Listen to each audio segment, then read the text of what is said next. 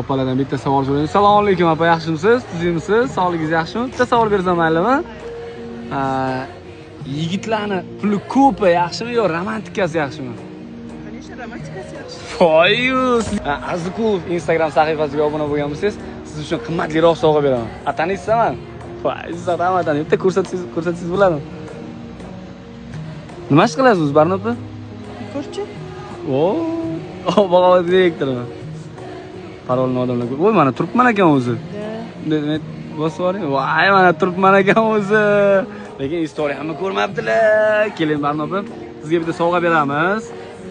Sizlar o'zi nima deysizlar? Yigitlarni puli ko'p bo'lgani yaxshimi yo romantik bo'lgani yaxshimi? Kommentga yozib yuborasizlar. Xohlagan bitta yaxki guruchkan tanlab olishingiz mumkin. Biz obunachilarimizni shunaqa rag'batlantirib yuribmiz. Farzandlaringiz bormi? 40 ta o'g'lim bor. 4 o'g'lingiz bormi?